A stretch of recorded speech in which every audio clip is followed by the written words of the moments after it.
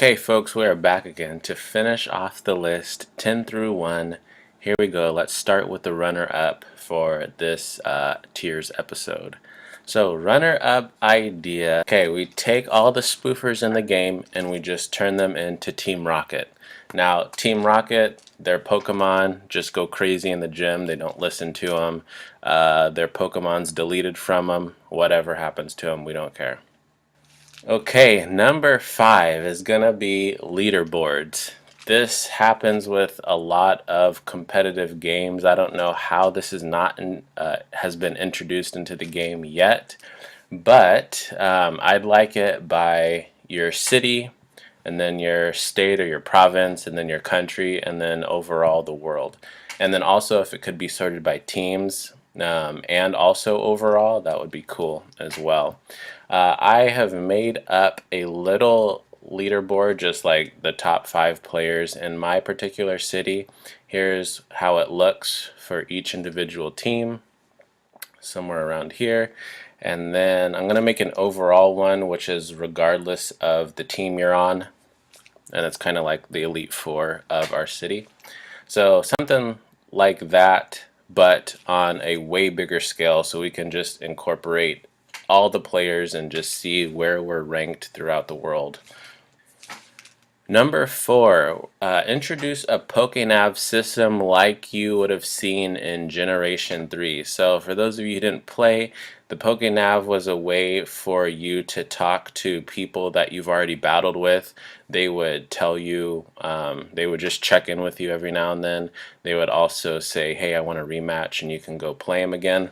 But for our particular game, it would be cool if this was like our pre-lobby of raid battles that everybody has been wanting, just to see who's in the area for raiding. Also, if you could add people to your list within PokeNav, like add a buddy like you do with any gaming console. Also, for the people who are on your friends list, and it doesn't have to necessarily be on your friends list, but this could be a way to set up trading. Like within the PokeNav system, you can then set up a trade with whoever's in the area or whoever's on your friends list. Number 3 is going to be PvP, player versus player. I don't know how they're going to do this, 6-on-6 battles, or just, setting up your top 6 and then battling with somebody else's top 6. We all want it, we all know it's coming, so that's why it's on the list. Number 2, Gen 3. I'm so excited for Gen 3 to come out.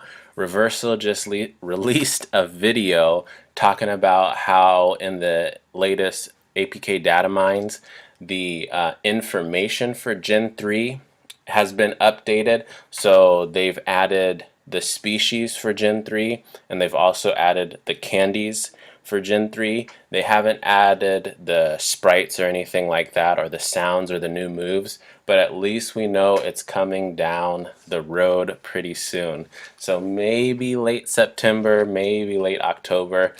I hoped it was going to be in the summer because as a teacher I have all this free time and I could catch all the Gen 3 Pokemon, or at least most of them. But one thing I want to know what you guys are excited for as far as Gen 3 Pokemon coming out. My favorite Gen 3 Pokemon, there's a lot because this is my favorite generation. My favorite is the Mudkip. What is it? What do we call it? We call it the Mudkip series, the Mudkip species. Beldum, the Flygon. Gen 3 Breloom, he's cool. Slacking, I hear, is going to be a beast because of its attack power. Bagon. I like Claydol. I don't know why, but I like Claydol. Yeah. And then there's some other Gen 3 people that we're going to talk about, but it has to do with the number 1 thing that I want to see in Pokemon Go. So let's save it for then. But Gen 3 hype is real, and it's coming, and it's very exciting. Okay, last but not least, the number 1 thing I want to see happen in Pokemon Go. Can I get a drum roll, please? Hopefully it's happening. Yeah. The number 1 thing I want to see is a battle system rework. I know that we had a gym rework, and that's cool, but we need to change how we battle because tapping and holding the tap isn't really doing it for everybody. Okay, so what I would like to see in the rework of the battle system is before we even battle, you're able to switch between your Pokemon before you battle your next enemy. And they could have just a quick simple button where you switch out instead of just asking battle or leave. And then another thing that would be cool is before we get into, picking whatever Pokemon we want, if we could have particular presets, like maybe there's 10 presets that we could have for battling before the battle begins.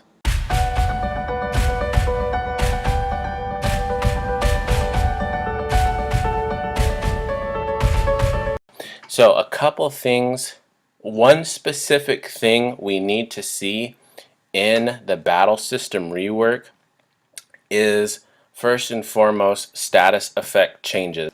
Okay, so as for an explanation of status effects, there are 5 major status effects and then 3 kind of minor status effects. Okay, so Pokemon can be burned from fire attacks, frozen from ice attacks, paralyzed from electric attacks, poisoned from poison attacks, and then put to sleep by just a sleep attack.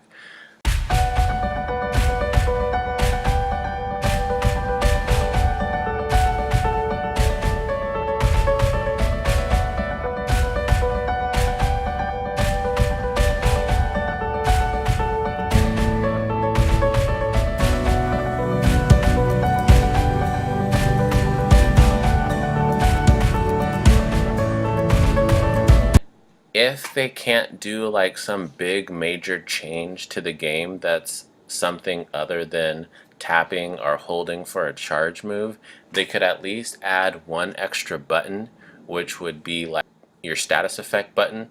So grass type Pokemon or poison type Pokemon could unleash their status effect move. And then a Pokemon that is not known for a status effect move, so like maybe a water type, they could have a stat buff or a stat decrease move. Alakazam could have recover as one of its status effect move.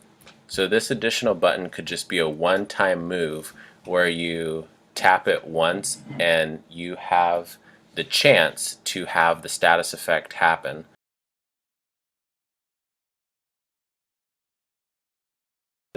This almost has to happen before Gen 3 happens because there are so many different abilities that happens within Gen 3 that I don't know how they could incorporate all the coolness of the different Pokemon of Gen 3 without doing status effects.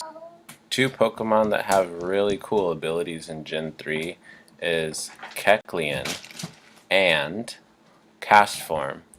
Kecleon's ability is called Color Change, and Castform's ability is called Forecast.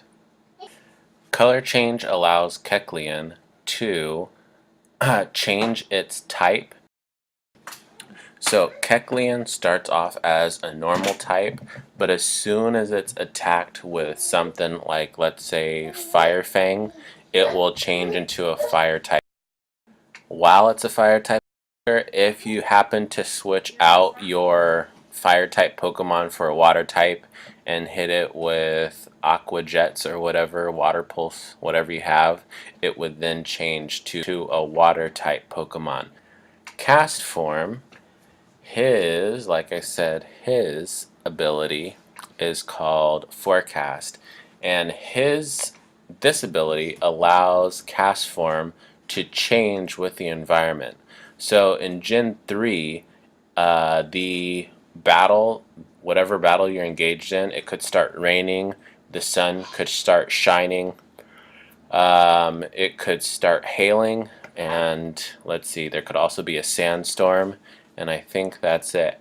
And depending upon what environment Castform is in, its forecast ability would allow it to change. So cast form has actually three other forms. It has a water form, a fire form, and an ice form. So if abilities aren't introduced, if environment changes aren't introduced into the game, status effect changes aren't introduced into the game, I don't really see how they are going to implement Kecleon and cast form into the game at Gen 3 launch. So it's going to be another Delibird and Smeargle Smeargle type situation. Okay, folks, that is going to do it for this episode. Peace.